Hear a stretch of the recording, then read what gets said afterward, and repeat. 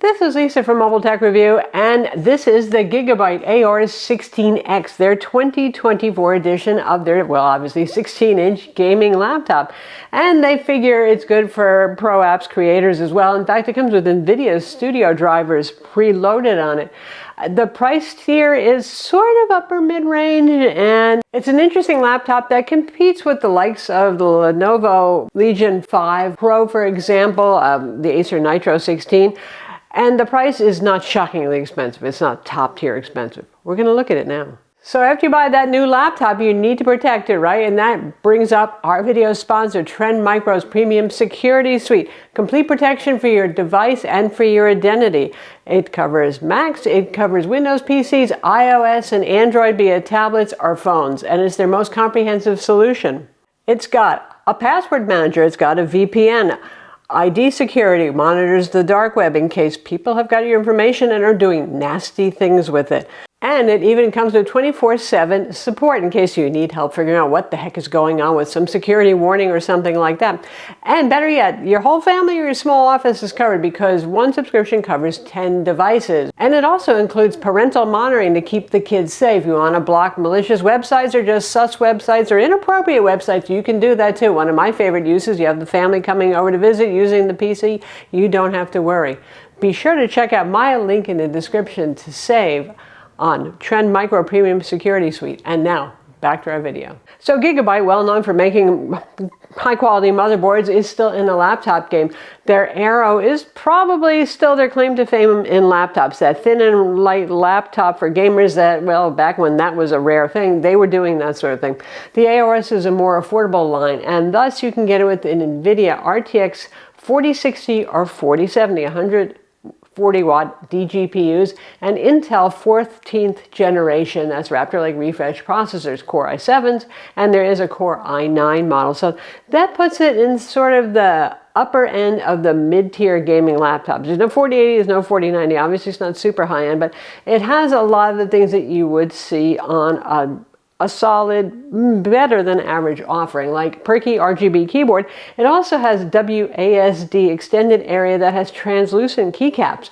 And by default, you better change the lighting on those, because at first it looks like, oh, that is so cool. And then you realize in ambient room lighting when the backlighting is on, you can't see those key maskings at all. So good thing it's programmable, and you should do that. Anyway, it also has RGB piping on the back. Obviously, you can turn this off if you want to look chill at the office or something like that. And it even has a little Aorus, the word Aorus, projector that projects on the desk about 1 inch out. And it's sort of like cars, you know, the door sills, you open them up and they project the brand of the car and that sort of thing. And it's kind of cool. It's obviously a little bit more gamery than it is creator-oriented for these kinds of, well, creature comforts. We have a 165 hertz IPS display on board. Unfortunately, it feels a little bit more low tier. I mean, 165 hertz, well, that's fine. 16 inches nice. It's 16:10 aspect ratio, QHD+, 2560 by 1600. Those things are good. Brightness is also quite good. They don't even claim it to be this bright. But we measured it at 567 nits. Nice, that's right up there with Razer Blade high-quality IPS displays. Where it falls down is the black levels aren't that great, which means the blacks don't get very black. Duh, it's IPS, but even still. And the color gamut on this is like 80% of P3. So games by today's standards, if you're looking at some of the nicer displays, like okay, but not ooh, we're going to have fun on this. Now, if you're going to use this with an external monitor most of the time, then you're probably like, that's fine with me. I get that. That's where some of the little bit of potential cost savings go. The Intel Core i7 here is a full HX processor. You can also get it with the 14900 HX processor if you want the Core i9 configuration. I think the i7 is probably going to be enough for most people here. And the GPUs do really well. You know why? Because we got 140 watts and because the cooling is very good on this unit. It somehow looks and feels a bit old school. It's pretty beefy, you know, chunky by today's standards. And as a result, there's plenty of room for cooling. You have 2 large fans in there. This thing can really run those GPUs well, and the CPU too. So the performance is better than you might expect for a 4060 or 4070 here. Certainly the 4070 is going to pass some 4080 super slim and light gaming laptops. So in that way, that's good stuff. Noise also isn't that bad either. The fans move a large volume of air, so it sounds like that. It's not shrill, it's not shrieky or anything like that, but you know, you've got a bunch of performance settings you can set on this thing. It depends on where you put it, but I ran it in performance, and you'll hear it in the room. You'll hear it sounds like somebody's running a fan, literally, in the room. It's not horrible, but it's, you know, you're looking at 45 to 50 decibels, but of non-annoying sound. The surface temperatures are remarkably only warm. The cooling is efficient. That's something I do like here. Obviously, the display is something I don't. The software is something I still continue to complain about with Gigabyte. Please just hire some decent localization people. The translations are still something like, look at this here screenshot just after I booted the thing up. It's almost Mad Lib level of words that just really don't go together as nicely as they should. It doesn't give you confidence in the product. It makes you feel like you're buying a bargain rate brand or something like that. And Gigabyte isn't that. So they're doing themselves a disservice by not just hiring better translators. And then there's Gigabyte Control Center, which used to be a hair-raising mess 5 years ago, and now at least is stable. And it's compact, you know, for those of you who hate things like ASUS's Army crates, bloat, and stuff settings everywhere. This at least has stuff in a fairly organized, compact way. But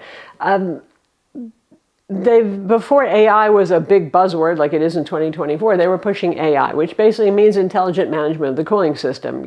Is the thing plugged into AC power? Do this, you know, versus is a game running? Run the CPU and GPU higher, that sort of thing. So they're still pushing the AI thing here with the different performance settings, which for some people might seem a little baffling at first, but just go like with performance. It's fine and it won't be too loud.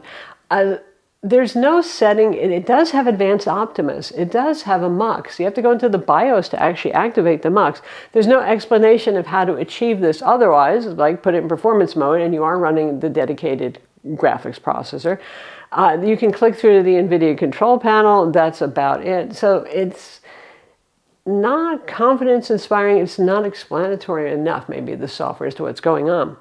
In a nod to the popularity of AI and the fact that Gigabyte keeps branding everything AI, at least there is a link within the Gigabyte Control Center software, go figure, to launching Stable Diffusion, so you don't have to set it up elsewhere. And it's some of the worst image generation that I've seen, I have to admit, though. Like, I asked it to make an image of a donkey playing a banjo, and I got a two-armed donkey, two-headed donkey. I got a man singing to a donkey. I got all these weird things. So it's not the best iteration of AI image generation anyway. I almost wish it wasn't there. And as we go with the ups and downs and the pros and cons of this thing, which are just all over the place, there's plenty of ports here, which is nice. You got your HDMI 2.1, you have a Thunderbolt 4 port, and a USB-C 3.2 Gen 2 port. 2 USB-A ports, yay! Gigabit Ethernet, we still have an Ethernet port on board. Nice, right? A micro SD card slot. Wish it was a full size, yada yada, you know the story, but it's not. And then there's the barrel pin 240 watt charger that plugs in and doesn't go in all the way by design, which just makes people feel it's going to get electrocuted or something, even though the outer edge of the barrel is usually just the grounding sleeve on it. Why design it like that? That's just not nice. You have a 1080p webcam, that's okay, and it has Windows Hello, so you can do facial recognition login. There is no fingerprint scanner, though. The speakers on this are excellent. I mean, loud, full, they have bass. They're really surprisingly good. Again, there's pros and there's cons with this thing, and they're just kind of all over the place. Speakers are definitely good. No problem with those. No problem with the microphone. I know I've seen another reviewer had some problems with those. Maybe that was a bad unit, because boy, ours is, it's one of the nicest things about it. Also, upgradability is a pleasant experience, as you would expect, and we'll take a look at the internals in a minute. But do note that we have Wi-Fi 7. That has been available for 2024, but we rarely actually see it implemented in any laptops. This one has an Intel BE200 Wi-Fi card with Bluetooth 5.4. Okay, to get inside, we have Torx screws. Note that these two here have little stickers over them, so you're going to have to peel those off first. Not reusable rubber covers, just, well, I guess tamper indicators. So it comes off pretty easily. The plastic bottom here, you can see we've got some heat thermal strips here to help with the SSDs. Could fit double-sided SSDs here. So here's the one that's included. You have a second SSD M.22280 slot if you want to expand that. The Wi-Fi 7 card is here. We've got thermal goo on that too. Boy, I guess those cards must run hot. It is a socketed card. It is removable. Big 99.2 watt-hour battery there. They're proud of it. They put that in a big label to let you know. Good-sized stereo drivers there and our 2 RAM slots. And lastly, the cooling system right here, obviously a 2-fan solution with which you're going up only to a 4070. That's more than adequate. This might look like a vapor chamber, but I think it's just a very nice and tidy, well, heatsink plate, really. There doesn't seem to be any kind of chamber that I can see involved in here. Anyway, obviously it's more than adequate because the thing does run plenty cool enough by gaming laptop standards. Battery is another one of the good parts of the story. 99.2 watt-hour battery, again, 240 watt barrel charger that doesn't go all the way in. It's good battery life on this, better than I expected actually, given the components inside. I was able to get 7 to 8 hours of mixed productivity use with the display set at 200 nits of brightness. For a gaming laptop with these chops, they're doing something right there with the AI control of the power management and yada yada. And obviously that's with Optimus turned on, so it switches to internal graphics for these kinds of tasks. The keyboard is tactile, but not very tactile. It feels slightly mushy to me. The rigidity of the keyboard deck isn't bad. There's a little bit of flex, but everything other than the lid is made of plastics. It's okay. The trackpad is glass. It's a pretty good size. It seemed a little dense sometimes. It just kind of missed things every once in a while. It wasn't my favorite trackpad, let's put it that way, but it's okay. The design on this kind of reminds me of Asus several years ago. You've got like gamer taglines going on this. You've got some embossed plastics and all that sort of thing. I leave it up to you as to how you like the looks of it. I think it looks okay. It certainly looks, well, gamery. It doesn't creak. It doesn't have any problems. The plastic is actually a fine material. And the lid is fairly rigid. I didn't have any problem with wobbles on it. But for the price, this isn't as cheap as you might think, given the fact that there are some things like the display concession, you know, and the plastic chassis and stuff. It's anywhere from $1,700 with an RTX 4060 and a Core i7 up to around $2,100 if you want to go with the Core i9 and the 4070. We have the in-betweener one, which is around $1949 on Amazon right now, and that's the Core i7, 32 gigs of RAM, a terabyte SSD, and we have the 4070. So it's kind of, it feels a little pricey for what you're getting here. I'm Lisa from Mobile Tech Review. Be sure to subscribe to our YouTube channel for more cool tech videos, and thumbs up if you like this vid.